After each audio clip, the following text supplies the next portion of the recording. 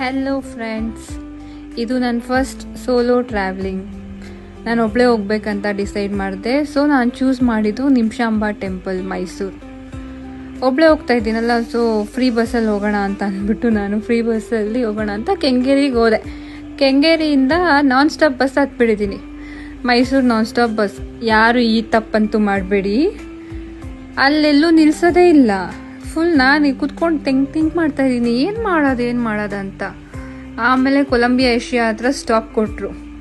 So ಟಕ್ ಅಂತ ಇಳ್ಕೊಂಡು ನಾನು ಅಲ್ಲಿಂದ ಕೊಲಂಬಿಯಾ ಏಷ್ಯಾದಲ್ಲಿ 1 hour ವೇಟ್ ಮಾಡಿದ್ದೀನಿ ಬಸ್ಗೆ. ಅಲ್ಲಿ ಯಾರನ್ನ ಕೇಳಿದ್ರು ಏನು ನೀಟಾಗಿ ಎಕ್ಸ್ಪ್ಲೇನ್ ಮಾಡ್ತಾ ಇಲ್ಲ. ಆಮೇಲೆ ಏನು ಮಾಡಿದೆ, ಆಟೋದಲ್ಲಿ ಹೋಗಿ ಕೇಳಿದೆ. ಸೊ ಈ ಥರ ಹಿಂಗೆ ಹೋಗಬೇಕು ಸರ್ ನಾನು ನಿಮಿಷಾಂಬ ಟೆಂಪಲ್ಗೆ, ಏನು ಮಾಡೋದು ಅಂತ. ಅದಕ್ಕೆ ಅವರು ಆಟೋದಲ್ಲಿ ಕರ್ಕೊಂಡು ಹೋಗ್ತೀನಿ ಮೇಡಮ್, 300 rupees ಆಗುತ್ತೆ ಅಂತ ಹೇಳಿದ್ರು. ಸೊ 300 rupees ಕೊಟ್ಟು ನಾನು ಆಟೋದಲ್ಲಿ ಹೊರಟೆ. 50 rupees ಆಗೋ ಖರ್ಚಲ್ಲಿ ನಾನು 300 rupees ಕೊಟ್ಟಿದ್ದೀನಿ.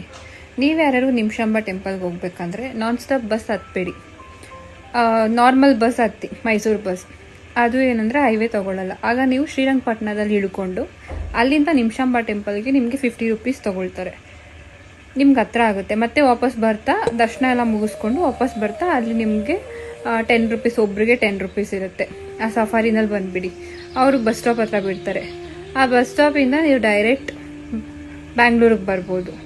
ಈ ಥರ ಅಂದರೆ ನೀವು ಆರಾಮಾಗಿ ಪ್ಲ್ಯಾನ್ ಮಾಡಿಕೊಂಡು ಹೋಗಿ ಬರ್ಬೋದು. ಬಟ್ ನಾನು ಮಾಡಿರೋ ಥರ ನಾನ್ ಸ್ಟಾಪ್ ಬಸ್ ಎಲ್ಲ ಹತ್ಬೇಡಿ ಮೈಸೂರು. ಈ ತಪ್ಪು ಯಾರು ಮಾಡೋಕ್ಕೆ ಹೋಗಬೇಡಿ. ನಿಮ್ಗೇನಾದ್ರು ಬೆಸ್ಟ್ ರೂಟ್ ಗೊತ್ತಿದ್ರೆ ನನಗೆ ಕಮೆಂಟ್ ಮಾಡಿ. ಫೈನಲಿ ಎಲ್ಲ ಸ್ಟ್ರಗಲ್ ಮಾಡಿ ಒಳ್ಳೆ ದೇವ್ರ ದರ್ಶನ ಆಯಿತು. ದರ್ಶನ ಆಗಿ ಲೇಕ್ ಹತ್ರ ಹೋಗಿ ಸ್ವಲ್ಪ ಹೊತ್ತು ಕೂತ್ಕೊಂಡು ಅಲ್ಲಿ ಸ್ನ್ಯಾಕ್ಸ್ ಎಲ್ಲ ಇತ್ತು, ಬಜ್ಜಿ ಅಂತೆಲ್ಲ, ಅದೆಲ್ಲ ತಿನ್ಕೊಂಡು ಆರಾಮಾಗಿ ಸ್ವಲ್ಪ ಹೊತ್ತು ಸಾಂಗ್ ಎಲ್ಲ ಕೇಳಿಕೊಂಡು ಎಂಜಾಯ್ ಮಾಡಿಕೊಂಡು ಲೇಕ್ ವ್ಯೂನ.